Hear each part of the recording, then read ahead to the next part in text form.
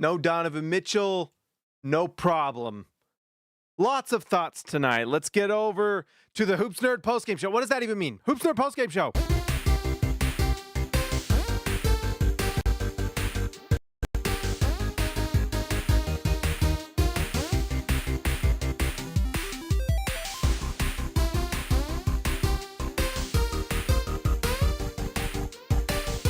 All right, guys, like always, like the video, subscribe to the channel, especially if you're new here. If you're on Twitch, give me a follow. And if you're on the podcast, a 5-star review would be nice, and maybe share it with someone who's a Jazz fan. But anyways, tonight the Utah Jazz lost to the Cleveland Cavaliers, and yet again, it took a little bit of roster manipulation. It's crazy what Utah has to do to lose some of these games against these Eastern Conference teams especially, but, you know, even like the Denver Nuggets, who twice Utah has just barely lost to. It's wild what Utah has to do to lose these games. There's two things. One, coaching. Just this Will Hardy coaching is pretty special. I know like team people outside of the Jazz aren't talking about it too much. What we see on a nightly basis with this Jazz team on how well they play, how hard they play, how free they play on offense, they're learning the principles they need to. I actually have no doubt they're going to be pretty good defensively next year. I mean, there may be some struggles, and that's the biggest question mark for Utah is just the defense. Offensively, Utah might be top 10 next year pretty easily with all the talent that's going to be on this team. So, yeah, actually, I got a shot of that new hoodie. I like it. But anyways, it's going to be really good next year. New channel, new hoodie. It's going to be really good offensively next year. The question is going to be defense. But when you add Jaren Jackson Jr., you get Walker Kessler back, and you have Ace Bailey playing defense at the level that he is, things get pretty exciting. And so I could see Utah being really good next year, like potentially top 10, like top 10 offense, top 10 defense. You do that, you're winning 50 to 55 games. Pretty plain and simple. It's not that complicated. Also, on top of the coaching for the Jazz is just the home court advantage. The thing that has made it so hard for this Utah Jazz team to just lose these games is going to flip next year. So, you know, it's an extra maybe 3 to 5 point boost every time the Jazz play because of the altitude. It seems like teams come in and they just lose, like they miss 1 or 2 extra shots that they normally make. It just feels like it. Teams don't always play quite as well in Utah. The crowd in Utah is great. The crowds next year are going to be wild. Like next year, it's going to be the hottest ticket in town. Move over, Utah Mammoth. It's the Jazz are the king of this city. But anyways, it's going to be fun. It's going to be exceptional. So the coaching, the home court advantage, the talent, it's all going to mix. And then, of course, if Utah wins the lottery, then even more talent on this roster. It's going to be exceptional. I wanted to talk about Donovan Mitchell tonight. 34 points, 5 assists, 2 rebounds, a plus 11. Good for Donovan. Got his points, got the win. It didn't feel like the dominant win that you would think it would. And that's kind of how things just always are with Donovan. Thurl Bailey made a good point. I can't believe he's turning 30. Seems crazy. Like, it's crazy that Mitchell's turning 30 years old. It doesn't seem real. The time flies, as they say, right? But I wanted to say something. I mean, he didn't really get booed. There was like, what I really appreciated about this game from Jazz fans and just how I felt, and I think Jazz fans felt the same way I did, there was kind of indifference to Donovan Mitchell, right? Like, I don't know if any of you are feeling anything really about Donovan Mitchell, whether it's anger, you miss him. Like, it's for me, it's like nothing. PNW Ute, $2. Thank you, my man. Move over, running Utes. Oh, wait. We'll see if the Utes are good next year. We'll see. I think they had someone go in the transfer portal yesterday or something like that. But thank you for the $2. Super generous. I appreciate it. But what I'm trying to say is like, it feels like Jazz fans, the Jazz themselves, the organization, the team, everyone is like, it's like they were in a toxic relationship before, right? And we had our ex visit town and we felt nothing. And it's the most liberating, incredible feeling when you've been involved with a person and you know it wasn't good for you and you had to move on. And, Utah broke up with that toxic relationship. It doesn't mean there weren't good moments. There were some good moments. There were a lot of bad ones too. Lots of frustration, disappointment, self-loathing, unfair things that did not feel good. And Utah decided bravely to break up. Not a lot of people thought it was the right idea. It was. And Utah took some time to work on themselves, right? To heal. So the last 4 years, the Jazz have been tanking. But in a lot of ways, it's been a healing journey for the Jazz. Post a bad, toxic relationship that made people forget what a good relationship is. And what the Jazz have right now and what's coming is an example of a good relationship. They got rid of everything from the past iteration, including the coach. Not great. And, if you like Donovan Mitchell, that's great. But what I'm trying to say is that the Utah Jazz have cleaned up. They now have Lauri Markkanen, Keontae George, Walker Kessler. Keontae George and Walker Kessler both come from the Wolves trade already. There's no way the Jazz would trade back. Like, would you trade Keontae George and Walker Kessler for Rudy Gobert? No way. No way. Keontae obviously comes from the Wolves pick, which is incredible. So they get those three kind of starting caliber or better players. Two of the players when they were tanking that they drafted, one they traded up for Walter Clayton, but also Taylor Hendricks. They trade, and that turns into Jaren Jackson Jr., who wants to be here, by the way, making videos of himself enjoying Park City, happy to be here, great attitude, great personality. Sometimes you break up with someone and you think that was the best you could ever do, right? It's why some people get afraid to move on from a relationship that they know wasn't the right thing for them. You're afraid. Is this the best I can do? Maybe this is the best we'll ever do. It's the closest we'll ever get to a championship post Karl Malone and John Stockton, or post Darren Williams and Carlos Boozer, is Donovan Mitchell and Rudy Gobert. So some people were scared to leave that relationship. But they did the right thing. Now you're in a relationship where you're like, wow, I didn't know life could be this good. I've found something that makes me truly happy. And what are those things? Depth, talent at every position, size at every position, shooting from every position, including possibly Walker Kessler. If what we saw from those 3 games is true, he has a chance to be really good. If Walker Kessler's hitting threes next year, I'm not kidding. I think the Jazz can, I don't know.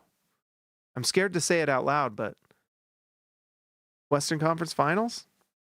If Walker Kessler's hitting threes and defending the rim, and you've got space for Keontae to do work, especially if Utah wins the lottery, there's some wild scenarios for Utah that are pretty exciting. It's a relationship where you're being treated like you want to be treated. And not necessarily because you just found another person that treats you better, but Utah learned how to do things the right way and took care of themselves as well. So they bring on a great head coach in Will Hardy, who doesn't bring toxicity with his lineups and changes and how he coaches, right? It's incredible. Jazz Forge, the OG, my man, $2. Thank you so much. Offense and defense at every position. Gobert who? I agree. Utah's team was lopsided. They were complementary, but it was lopsided because in the playoffs, weaknesses get exposed. And as much as we wanted to refute things, and some things were unfair, but some things were true. There's a mix of truth with all the criticism and some of it not necessarily fair. But yes, Utah healed themselves. They did things the right way. I would argue those first 2 years they probably should have tanked a little more, but they did it right. And they have tanked and they've done what it takes to get to a place where you can actually contend for a championship. And that's what Utah's doing. They will actually have a legitimate, they don't have Wembanyama, which sucks, but, only one team can win the lottery, and Utah did not win the number one pick. And when I say win the lottery, I mean jump, but winning the number one pick is like the win. It's okay, though. Utah may win the lottery this time. We'll find out. It would be incredible. But even if they don't, if they keep their pick, they will add yet another nice player. This top 9 in the draft is really good. The top 3 is sparkling. I love the top 3 in this draft. And when I say the top 3, Darren Peterson, AJ DeBonsa, Caleb Wilson. For me, I think then there's another tier. I think tier 2 is Cam Boozer, and I think it might be Cam Boozer by himself. And then there's a tier 3 that's like about 5 to 8 players. And I hope the Jazz win at least a top 4, but if they win a top 3, I'm ecstatic. Ecstatic. But anyways, what I wanted to say is that Utah having Donovan come, we didn't really feel much, and it's okay. It felt good to not feel anything, right? What we do is just appreciate what we have. And I think Jazz fans, in a way, myself included, I mean, you guys have been here with me the whole ride. Thank you to everyone who's been a part of this ride. Utah has only 6 games left of this tank, and then it's done. It's done. We transfer from losing to winning next year. This channel will be completely different. It's going to be in some ways more fun. These last 4 years, though, we all went through this, and we are going to appreciate the wins that much more, right?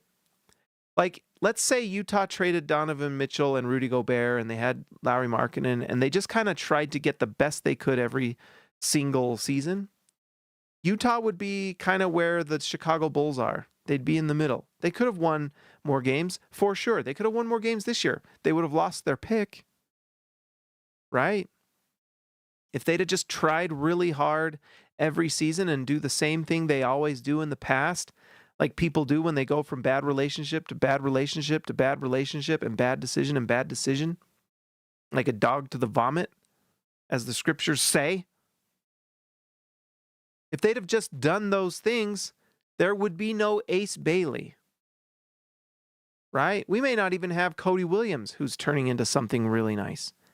Instead, Utah did the right thing, detoxed, went through a healing journey, and now they are filled with young, impressive players. Even Bryce Sensabaugh and Kyle Filipowski would be getting a lot of minutes on a lot of different teams out there. I don't know if they'd be starting, but they would be getting minutes, and they're going to have, it's going to be kind of a hard time to find minutes for all these guys. Like, when you have the Jazz starting unit at minimum, which is going to be, Keontae George, Ace Bailey, Lauri Markkanen, Jaren Jackson, Walker Kessler, and then off the bench, you're going to have Svi Mikhailiuk.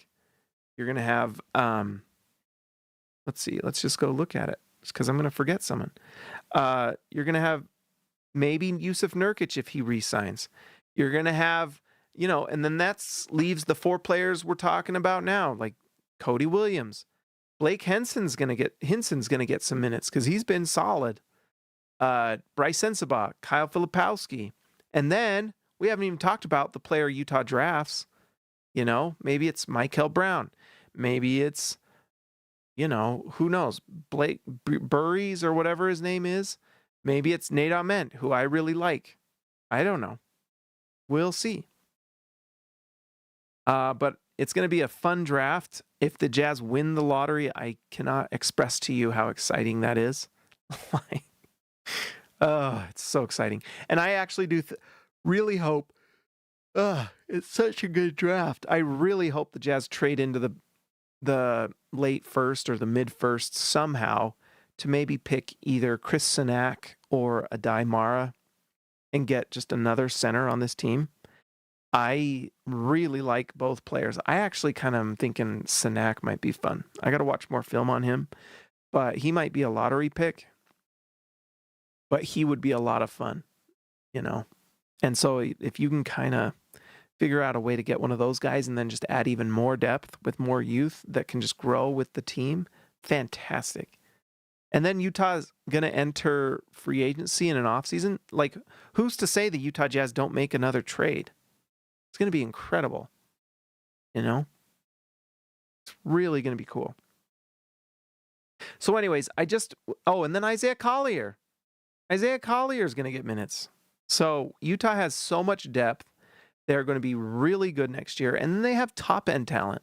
A lot of the championship hopes are going to be kind of dependent on whether, like, Keontae George can take another step, how good they can be, he can be defensively. He's shown that he can be minimum average, which is great. If you've got a team with Walker Kessler and Jaren Jackson and Keontae George brings you average to above average defense, that's just incredible win.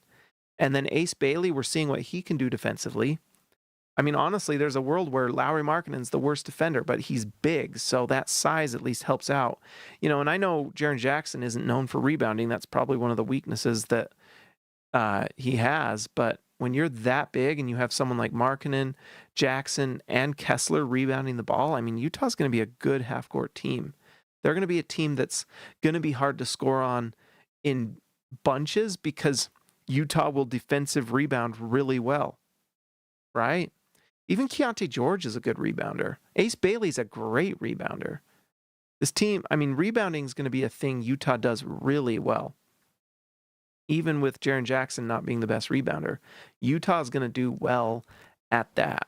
And in the playoffs, Utah's going to be able to hold teams to just one possession plays, and that helps you win a lot of games. Some of these teams do so well because they're offensive rebounding and getting multiple shots per possession. And when Utah takes that away because of their size and because they're so big, if they can keep teams in the half court, like, good luck scoring on this team consistently. And Utah's going to be able to bully ball a little bit. Wembanyama is the man for the next 10 years. He just is. It just sucks he's not on Utah, but it is what it is. We didn't get lucky.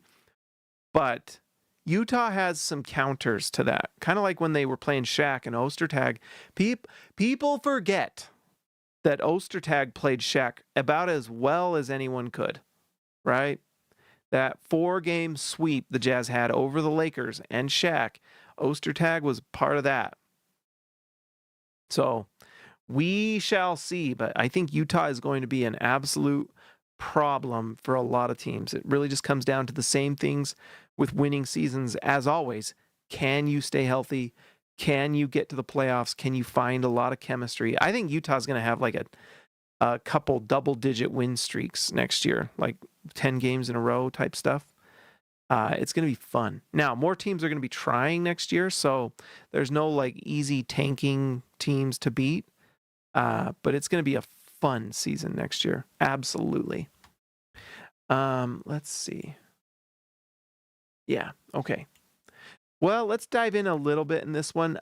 Ace Bailey bounced back. Like we said, someone made the comment, forgive me that I forgot, but it was the Sega Baba last time.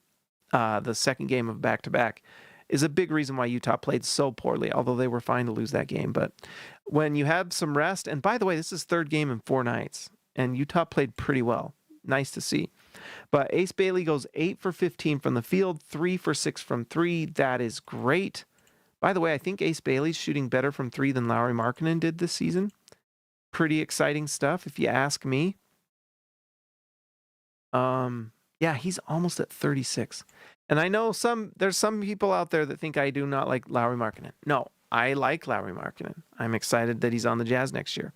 I think there's going to be interesting questions if the Jazz win the lottery, but those are probably for the following offseason, not this upcoming one. But anyways, Ace Bailey played really well offensively tonight, and there were some plays he made just offensively that made me really excited. His assists are getting more impressive as we go. Oh, look, we got video tonight. Freaking finally. I want to watch the assists from Ace Bailey because we're seeing serious growth.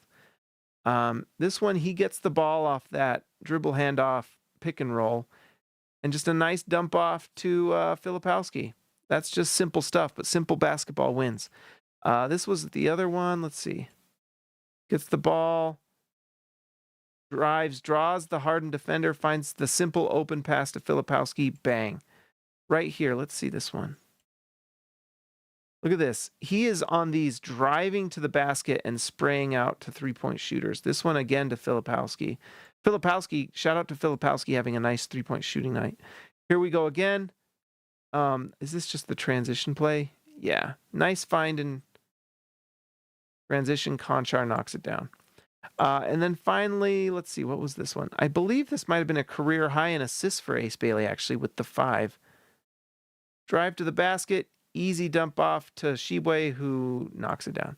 So he's just figuring out different ways. There was one play he made, though, where he dished it out to a left corner 3. It didn't fall. But I just am getting more and more impressed with his ability to handle the ball. He doesn't waste dribbles, right? I wrote about it in the SLC Dunk recap. You can read that there if you want. But I don't think Ace Bailey's ever going to be Kyrie Irving with the handle.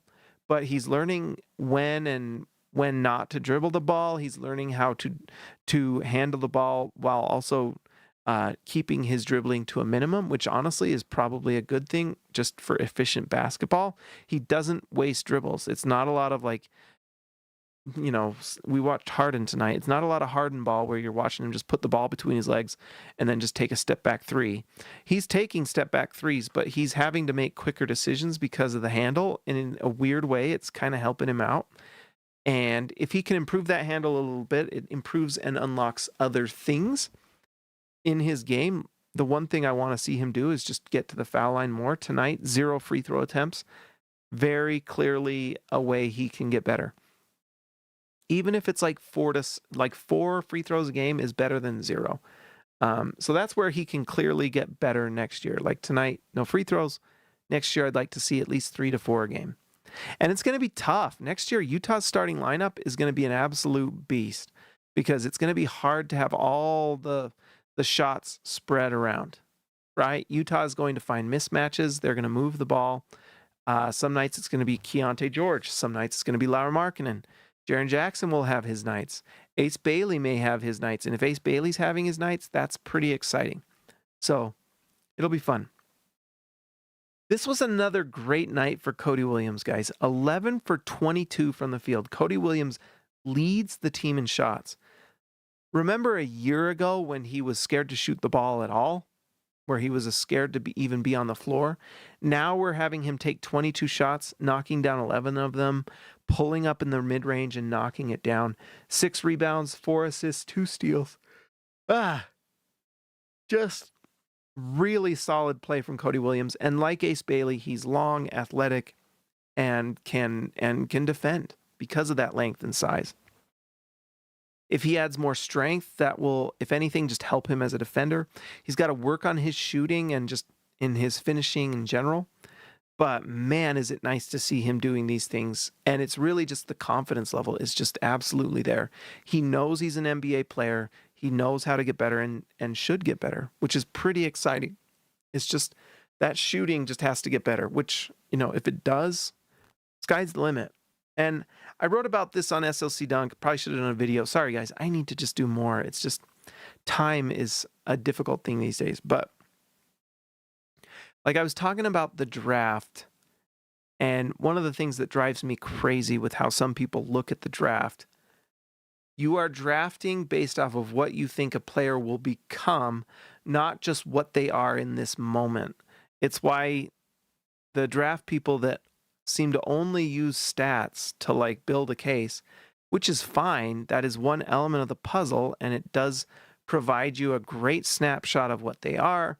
You can look at historical data of other players and who has improved and who has not, but that can only take you so far because every single player and every single draft is different. And there's different trends every year, different play styles. The way basketball is played now is different than it was 10 years ago. And the way basketball was played 10 years ago is different than the way it was played 10 years before. So what you got to do is take every single draft and every single prospect and, use the statistical output, use that as one element of a big picture, but you got to think about a player and what they can eventually become. Cody Williams is a great example of this. You saw some numbers in college that were promising, but you saw a player that needed a lot of development, a lot of confidence, needed a lot of physical strength to grow. And we're seeing the fruits of that. Now, will he become an all-star? No, he's not going to be. But he is looking like he's trending to be an every night rotation player, which is an absolute win. The same goes for Ace Bailey. I saw statistical models and different draft people having Ace Bailey like late in the first round because of the different statistics. And it's like, yeah, it wasn't as efficient as other players. Con Knipple, who turned out to be a really nice prospect, was a better college player. We're not sure that Con Knipple is going to be better than Ace Bailey long term because Ace Bailey is bigger and longer and has more upside. Why? Because he's big. He can defend, and he's showing that he can shoot the ball. Now, he's not where Con Knipple is shooting the ball now, and maybe ever. But he's getting there. He's already almost 36%. Con Knipple, I think he's shooting like 42, which is wild. And maybe Con Knipple's not the best example because of how good he's been. But Con Knipple stats. Let's just bring this up. So Knipple's shooting 43% from three. Remarkable. You can't argue it. He's shooting absolutely amazing. 48% from the field, 3.4. He's been great. But you know what? Ace Bailey is improving and has some ways he can be superior in other ways, namely defensively. And offensively, Con Knipple, I guess if he's their point guard, that's great. But if he's in an off, it's, this isn't to knock Con Knipple. He's been really great. I'm sure Charlotte is extremely happy, and they should be. But I tell you what, Utah's extremely happy with Ace Bailey. And I bet you they're pretty darn happy that they didn't do anything like draft Trey Johnson over Ace Bailey, knowing that Ace Bailey would improve. Austin R. Grant, I went to the game tonight. Tickets were like $6. Haha, the tank is full go. Yep. So glad we aren't Cleveland, who could barely hang on. I know, right? Like Utah had to kind of rest Filipowski. What happens when Utah has Jaren and Lowry and Keontae and all these guys playing and they find a groove together? It's going to be remarkable. Anyways, the point I'm trying to make is that you're drafting Ace Bailey because you know he can potentially become a certain thing. Now, there's more risk because he may not take the coaching well. Some players have shown that they don't. But Ace, that's why interviews matter. Getting to know players matters. And Utah found out that this guy is great character, works hard, is trying to improve, has improved everywhere he's gone, and has incredible talent. And so I'm very excited about what Ace Bailey's doing. And I tell you what, I'm very happy with having just Ace Bailey on the team. Very happy. We all should be. And I'm sure we all are. Filipowski, we talked about Filipowski. He was playing great today. Look at this. 20 points, 10 rebounds, 5 assists, 3 steals. What a game. Just really great stuff from Filipowski. And that's in 24 minutes. Just a dominant performance. Not a great sign for anyone who's big on Evan Mobley, because he is getting crushed by Filipowski. Filipowski's been playing kind of out of his mind the last 3-4 games. Nice to see, because my gosh, was it bad a while ago. It's getting much, much better. So nice to see Filipowski kind of carving out a place on this team and in the future. It's nice to see. He also seems, just like looking at the body language, he just like seems a little more at ease. A month ago when he wasn't playing well, you could tell he was frustrated and wasn't having it with certain things. Now it feels like he's a little more just at ease. He feels like probably he's playing better and has a place on this team. Bryce Sensabaugh also having a great month. 6 for 12 from the field, 3 for 5 from 3 tonight, 18 points, 5 assists. And what makes me really happy is just 2 turnovers. That's fantastic. Sensabaugh's just getting better and better. So is Filipowski. And yes, as always, like we've talked about in the past, in general, you've got to take the final quarter of the season with a grain of salt. Like maybe Cleveland isn't playing as hard as they might normally. Everyone's getting ready for the playoffs. There's only 6 games left. It's 1, 2, 3 Cancun time for a lot of teams. But, these guys are playing hard and putting up numbers, and it's nice to see. You don't just put those numbers up, right? So it's nice to see Sensabaugh and Filipowski finding some more consistency. It'll be interesting to see if that carries over, if they can avoid some of the bad streaks they've had recently. They have both had stretches of the season that were pretty rough, and it's nice to see them just improve. So that's kind of the take on them. Kennedy Chandler led the team in minutes. He's a fun player. I'm rooting for that guy. I don't think he's going to be on the Jazz next year, but you never know. I wouldn't be surprised if he's on the summer league team and maybe in training camp, and maybe he earns his way into a 2-way, possibly. We'll see. He may also just be placeholder for the tank. So we'll see. But he's been doing some nice things. Hit some threes tonight. It's nice to see that he does knock those threes down when he takes them. 4 for 16 from the field is a little bit of a sign of his size. He's just not particularly big.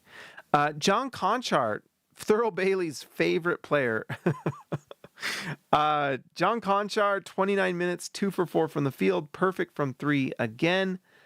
6 points, 2 assists, 4 rebounds. I just love that you can just expect numbers across the board from Conchar. He just plays hard.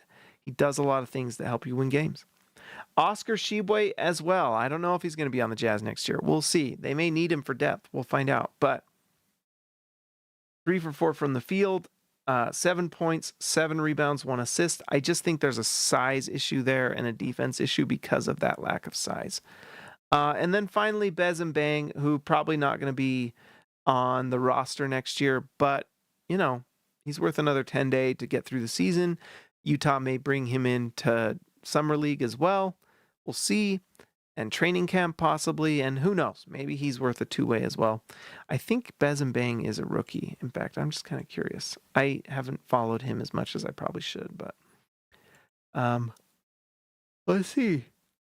Yep, he's a rookie. So worth checking him out, worth giving him some opportunities to kind of grow with the team if you like him. 41% from the field, 17% from 3. So I don't know. We'll see, but they'll bring him into camp, I'm sure, if he wants to, or to Summer League, and if not, that's okay. Got to do what's best for you. Not much else to say tonight, guys. The Tankathon standings likely going to stay put, but look at that. Indiana falls to number 2. They got to be scared. Look at this. Utah, the longest losing streak of anyone in the league now. Probably not winning a game the rest of the year, and we're hoping beyond hope that the Sacramento Kings can pull out a win. I think they play Toronto here soon in Toronto. Really hoping that they can pull that out and Utah can pass them up, because I think if Utah can get to the 4, then I'm pretty ecstatic with how things will have ended this season. Yeah, 2 games back for Utah. So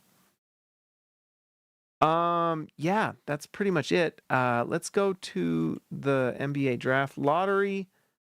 Let's do refresh this. By the way, let's start the music. Let's see. Where is it? Did I close out of it? No, let's pull this up. There we go.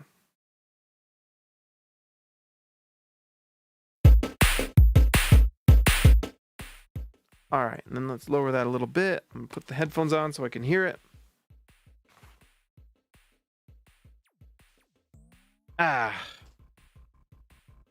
I was rolled up on my cord. All right, here we go. So let's take screenshot real quick. And we're going to pull this up right there. All right, we're going to go to dramatic because it's kind of fun.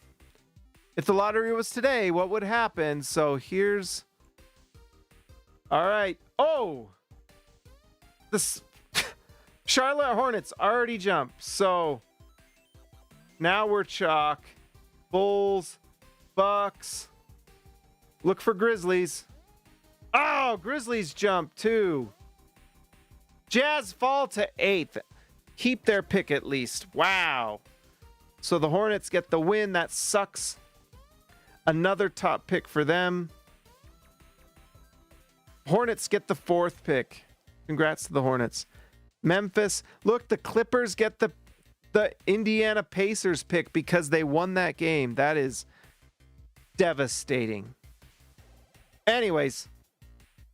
Oh, and then Dallas gets the number 2 pick. What a horrible one. That's a bad one, actually. I don't like that at all. That sucks a lot. Let's hope it's not that way. Utah getting 8 makes me sad. Yeah, it's basically we're getting an amen. But I like Nate Amen, so I'm happy. All right, let's give a shout out to the All-Stars. We better refresh this quick just to make sure we're up to snuff. Let's see. Anything from the Twitch side? No. All right, let's load this up, baby. All right, let's give a shout out to Justin Time, Justin Solace, see ya, Lexalator, KS, Shake 'em and Bake 'em, KSN, Ryan Perry, the legend, the name means king, Just Buckets, JB, Ball So Hard, Ball Stat, Jace is the ace, Garner, Steve Areno, Stucer, Let Him Cook, Sturdy Pots, Ezekiel Ricibe, the man from down under, Tyson Price, The Price is Right, Jordan the Goat, Best Roll, Christian House, Money to Haas, Robert Hall of Fame, Arcs Poetica, Austin R. Grant, Editor Extraordinaire, who got to see the game tonight, Jazz Forge, the OG, and Patrick Akubo, the connoisseur. Guys, like the video, subscribe to the channel, follow on Twitch, and also rate and review on the podcast. 5 stars would be appreciated. All right, guys, I will talk to you next.